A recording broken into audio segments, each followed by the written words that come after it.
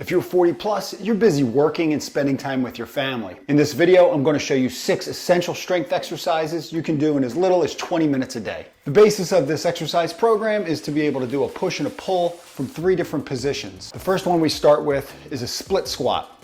Now, squatting in general is great, but it's not as functional as doing a split squat, where when we're walking, we're taking strides, and when we're running, we're taking even bigger strides. So we want to work our legs in that fashion. It'll provide a stretching exercise as well as strengthening. So you just use a dumbbell.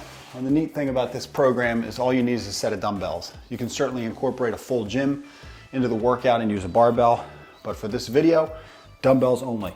And we're just gonna use our weight here, bring that back knee down and back up. Now you can incorporate more of that knee over toe split squat to work the knee more. Your knee goes out and then you drive back up. And you're gonna do somewhere in the neighborhood of 3 sets of 6. You can start this off without using any weight at all and then build your way up 5 pounds, 10 pounds and beyond. Now the neat thing with this exercise is that you can offset one side to try to identify any weakness you might have. So if I do this way, have the weight in my right hand, same leg forward, weight in my left hand, I'll feel a difference, and you want to use that until you're even on both sides. The next exercise we're going to do is a sumo squat. Now yes, we just did a squatting maneuver, but we worked on one leg forward in the split squat fashion. One of the muscles that gets most restricted as we age is our adductors, or our groin muscle. In physical therapy for over 20 years, I've seen so many patients with hip arthritis, and if you want to minimize that, you need to have good length and strength of your adductors, your groin. So the sumo squat is a great way to get length and strength. So you go fairly wide with your toes out a bit, and just one dumbbell, you squat down and pull that up. And it might not seem like much, but if you've never done this before, you'll notice significant soreness in your groin 2 to 3 days after. So start light, do it without any weight, and then gradually build up. Let's just talk about general frequency for strengthening. If you do these exercises once a week, that will definitely be enough to maintain strength. If you're looking to advance your strength, doing it 2, maybe even 3 times a week will be necessary to get further strength gains. If you've never strength trained before, 1 time a week will give you significant gains. They call them newbie gains. But if you're familiar with strengthening and you've done them before, you may need more frequency. Part of the problem with weight training is people think they're wasting their time if they do a body part once a week, but the research is clear that's definitely enough to maintain strength at the least. And if people could maintain their strength over the decades of their life, we would have far less problems when it comes to things like falls and loss of speed and all these different hip and knee surgeries that go on a regular basis. Next, we're going to work our way up the chain after working our legs and go into the hip and low back area with a Romanian deadlift or a straight leg deadlift. Now, if you haven't done this before, you need to make sure you master the hip hinge, which is the ability of your hips to move without your back rounding.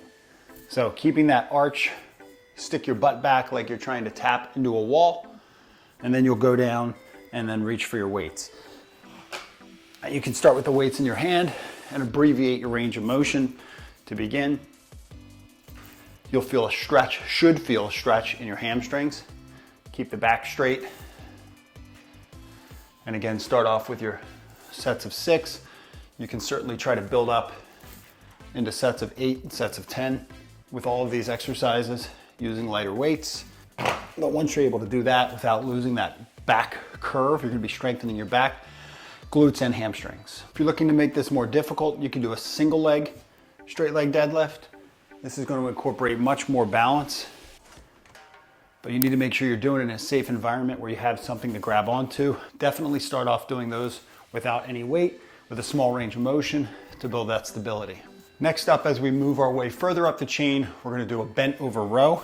We'll do our hip hinge first, grab our dumbbell, and then we're going to row up, keeping that back arched.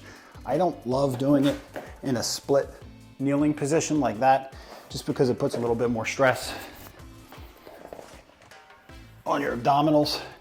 But if you see from this angle, I'm still keeping that back straight like I do with a hinge. Try to get full range of motion and pull like you're on that lawnmower. If you want some added stability, you can stagger the bench, have that hand down, and pull that up. Just make sure you're getting a really good back contraction. Squeeze that shoulder blade into the spine as much as you can. Keep your core tight when you do this so there's not a lot of excessive rotation in your lower back. Now we're gonna do our press for the upper body movement. Because we're trying to make this movement and this exercise program as efficient as possible, we're gonna kind of combine chest and shoulders by doing an incline press. I like to use this bench by the Tib Bar guy. I'll put a link for it in the video description because it also has the Nordic hamstring curl attachment that you can see here, which allows me to do a little bit more for the hamstrings than a traditional bench.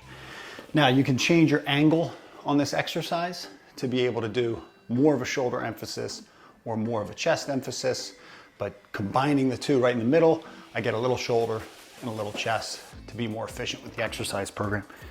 You're just leaning back and pressing up. You can start with as light weight as you need. And again, start with the 3 sets of 6 on a light weight. And then you can build yourself up to 3 sets of 8 and 3 sets of 10.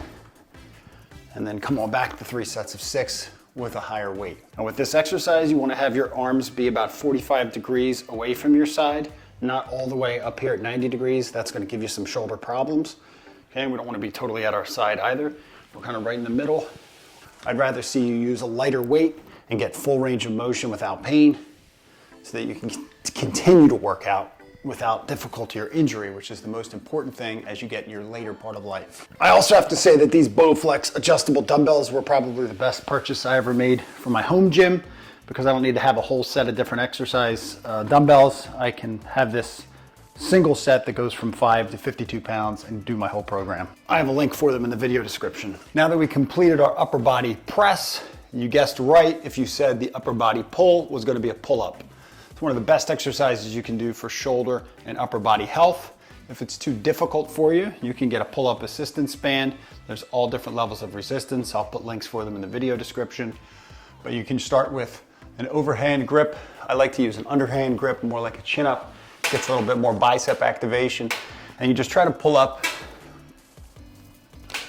as high as you can, get the chin over the bar, control it on the way down.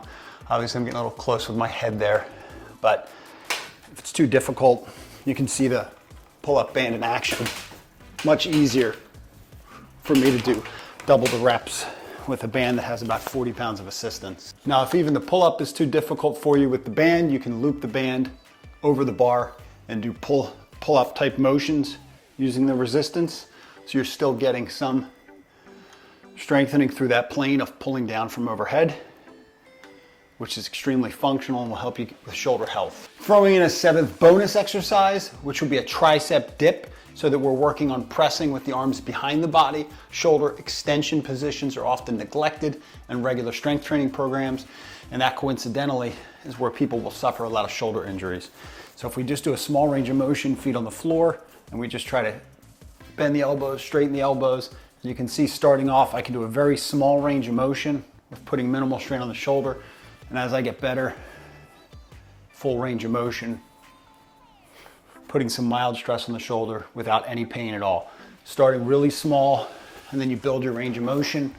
If it's too difficult, you just work your way up, maybe even 2-3 repetitions in a set. One of the other variations you can do is sit in a chair with arms and just push up from that position, which is extremely functional. If that's too difficult for you, just get in a chair with arms and use the arms of the chair to push up and practice strengthening the triceps in that fashion. It's extremely functional movement. If you're new to the channel, I'm Tim Rementer, doctor of physical therapy and orthopedic specialist. I've spent over 20 years helping people get their bodies out of pain for a stronger and better tomorrow. Now, if you have a lot of pain or difficulty doing pull-ups, click this video here. Subscribe to strengthen your tomorrow. Click over here.